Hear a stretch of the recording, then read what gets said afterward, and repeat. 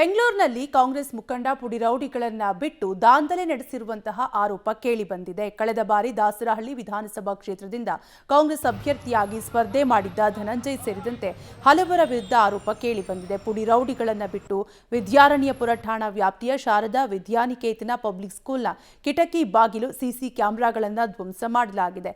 Sharada school ಪಕ್ಕದಲ್ಲೇ ಧನಂಜಯ್ ಮಾಲೀಕತ್ವದ NPS school ಇದೆ. ಆದರೆ ಎನ್ಪಿಎಸ್ ಶಾಲೆ ನಡೆಸಲು ಇತ್ತೀಚೆಗೆ ಕಾನೂನಿನ ತೊಡಕಾಗಿತ್ತು.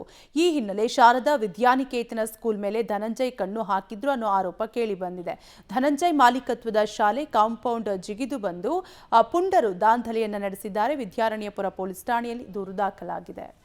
ಬೆಂಗಳೂರಿನಲ್ಲಿ ಕಾಂಗ್ರೆಸ್ ಮುಖಂಡ ಪುಡಿರೌಡಿಗಳನ್ನ ಬಿಟ್ಟು ದಾಂಧಲೆ ನಡೆಸಿರುವಂತಹ ಆರೋಪ ಕೇಳಿಬಂದಿದೆ. ಕಳೆದ ಬಾರಿ ದಾಸರಹಳ್ಳಿ ವಿಧಾನಸಭಾ ಕ್ಷೇತ್ರದಿಂದ ಕಾಂಗ್ರೆಸ್ ಅಭ್ಯರ್ಥಿಯಾಗಿ ಸ್ಪರ್ಧೆ ಮಾಡಿದ್ದ ಧನಂಜಯ್ ಸೇರಿದಂತೆ ಹಲವರ ವಿರುದ್ಧ ಆರೋಪ ಕೇಳಿಬಂದಿದ್ದು, ಪುಡಿರೌಡಿಗಳನ್ನ ಬಿಟ್ಟು ವಿದ್ಯಾರಣ್ಯಪುರ ಠಾಣಾ ವ್ಯಾಪ್ತಿಯ ಶಾರದಾ ವಿದ್ಯಾನಿಕೇತನ ಪಬ್ಲಿಕ್ ಸ್ಕೂಲ್ನ ಕಿಟಕಿ ಬಾಗಿಲು ಸಿಸಿ ಕ್ಯಾಮೆರಾಗಳನ್ನು ಧ್ವಂಸ ಮಾಡಲಾಗಿದೆ.